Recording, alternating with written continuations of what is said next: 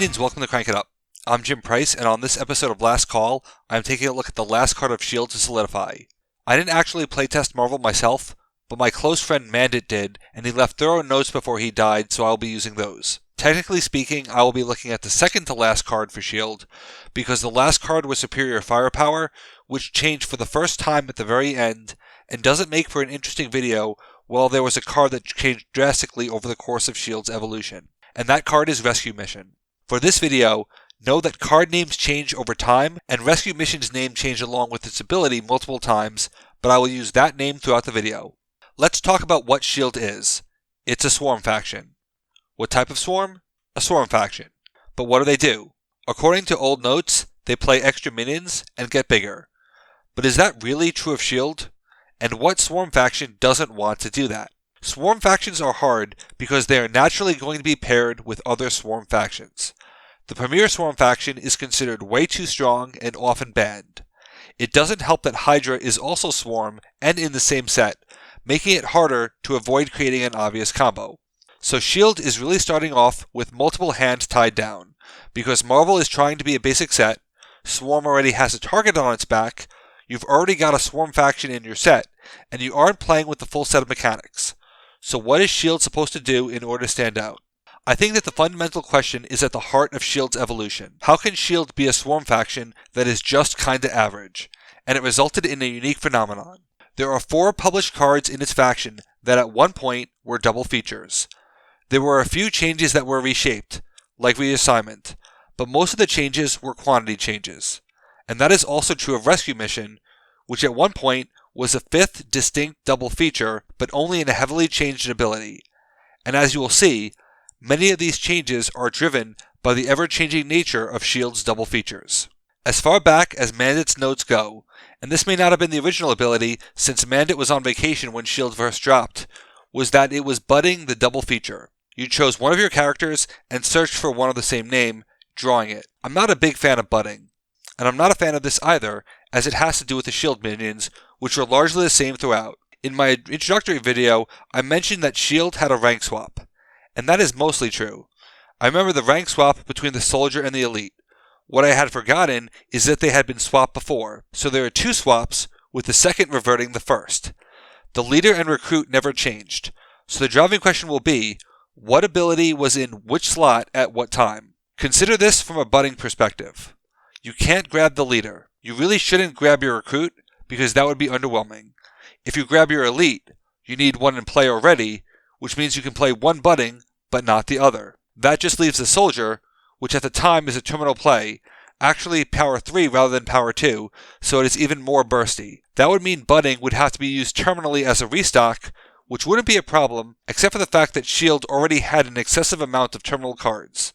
So budding is clearly the wrong fit, which brings on the second ability. Instead of requiring minions to be out there, Rescue Mission became a fetch card. Like Blossom, it got you a minion, but didn't require a copyable minion. It could be played freely. It was like Out of Nowhere, if Out of Nowhere only returned one minion, and the rest of the cards were bottom decked. While S.H.I.E.L.D. values its minions, this type of ability, even as a double feature, is underwhelming. I don't even like the View from Above, which is strictly better. For a faction that wants to sustain itself despite playing 3 to 4 minions a turn, Action Draw a Minion won't be enough. And they already had a Mystic Studies type and a Tech Center type, so they weren't hurting for draw either, even though this specific ability is underwhelming.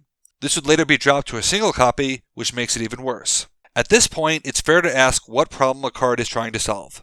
And for most of S.H.I.E.L.D.'s history, there was a solution of minion recursion because they need that. And that isn't 100% true. The problem is one of minion starvation. Recursion is the solution to that problem. There are other ways of solving that problem, and this is something I deal with all the time in software engineering. How do you focus on the problem when everyone else is fixated on a solution to that problem? So to reiterate, there are a number of ways to solve minion starvation, which is why the next thing that S.H.I.E.L.D. got was minion recursion. For those of you playing at home, you know that Rescue Mission ended up published as a recursion card, but we still have a ways to go, and there is a lot to learn in the specific versions that it got along the way, especially in light of the double features. At this time, the double features are Troop Drop and Work Together. That's really hard because it's 4 terminal double features, when you already have even more terminal plays, and this is why I want to draw attention to the problem rather than the solution. Extra actions could go a long way here. If you have 2 howls and you can actually play them, that's less bodies than you actually need. If you make the shield agent better, maybe you need less bodies. There are other levers that can be pulled. The problem is, when you try to solve everything in a single card, you tend to end up with uber cards like Rescue Mission originally was. In its original form, Rescue Mission returned all your cards there to your hand, as crazy as that sounds. When you look at a card like I Will Survive, that's a great card for even 1 minion. Return to the Sea is better, but incentivizes you to pick more common minions. Rescue Mission took away the choice completely, which may have been the intention as a way to lower complexity, but this is not the answer. You had a floor of Nick Fury, Coulson, and Shield Agent for 11, potentially more if boosted by Maria Hill, and getting it all back again to do the next 2 turns. Clearly this is not the answer, but I think that the crux of this video lies in the next few iterations of the ability, because as I said, there are multiple ways to solve minion starvation, and I think Rescue Mission is a lesson of what happens when we are too focused on solving the problem the wrong way. The next iteration of the card kept its form and function, but got a nerf to only save minions of power 3 or less. Now in another context, that is probably the right ability and one that is fair. It encourages you to go wide, not deep. The problem is that it doesn't work with Shield, because at that point in time, work together is still a double feature. That means that playing your most common action pushes all of your minions out of range of their special, including the shield agents who become a 3, and you would never use Rescue Mission to recur just a single recruit. From there, it became saving 1 minion of power 3 and shuffling the rest into your deck. But the same problem remained. If you couldn't justify saving potentially many minions, saving 1 was unlikely. This version lasted 2 faction versions, one where work together was a double feature, and one where mission debriefing was requantified. Finally, Rescue Mission became the version that we know today, shuffling all your characters in and getting a replacement card draw to offset the deck dilution. This is a side comment to the main point of this video, but the current Rescue Mission is something that I call obligatory all. Instead of being any number, you must shuffle in all, which dilutes your deck and makes you not want to use your most common cards again. I don't think obligatory all has much of a place in the game, and is often used to justify what I call balance through badness, which is never the answer, but it shows that I think Shield still needs some more polish, because if this card can't be what it really wants to be, then there are problems elsewhere. Now for those who have long followed the channel, they know that Mandate got Proving Ground to be a double feature so that you had the option to use Mission Debriefing terminally while still adding 6 power or free minions terminally. This lets you replenish your hand, draw through your deck, and potentially reset it, which is an alternate way of addressing minion starvation.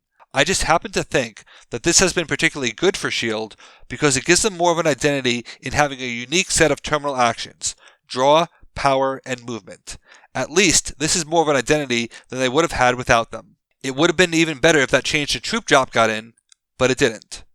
But consider this: they have more extra plays than they seem to know what to do with. They have more actions than they are able to play. How many Swarm factions have a minion that can play an extra action? At the time of Marvel, the answer may have actually been none, or at least small enough to not name any off the top of my head. You have the Swarm adjacent mages, and to an even less extent, Swarm adjacent ignobles. But a soldier type who could play an action would have really helped them out. If work together is a double feature, the more of those you play, each individual minion will go further, lessening the need for minions overall. Though they aren't exactly a Swarm faction, I think of someone like Miskatonic. They have a decent amount of extra minion plays, but get a lot of value out of their global +2 power, and they get by with 0 recursion. With Hydra already being Swarm, maybe Shield would have been better off as a jack-of-all-trades faction. Swarm is something they can do, rather than the only thing they do. And the sad thing is that I'm not sure I know anyone who likes Shield more than I do, and I wouldn't say I like them that much, but at least I can see them beyond the lens of what a traditional Swarm faction is supposed to be like. The current solution may not even work. One of the lessons I learned from Ancient Incas is to never tie your biggest recursion card to being a special, because what happens if that moment has passed? You can no longer save them. While Innsmouth have Return to the Sea, they also have new acolytes and can recover if Return to the Sea isn't drawn early, and by the time you need it again, you should have it then. Shield can still struggle if their sole recursion card is on the bottom, so they need additional tools to help them. In some respects, Rescue Mission helped drive the ability to play Mission Debriefing terminally, as well as making it a double feature to mitigate the sting of not drawing it. As a result, it became a card that is both influenced and influencer, making it one of the more memorable cards from a playtesting perspective. So that's my history of Rescue Mission and S.H.I.E.L.D. What do you think of S.H.I.E.L.D. as a faction? Let me know in the comments. Thanks for watching, be sure to like and subscribe, let's shut it down.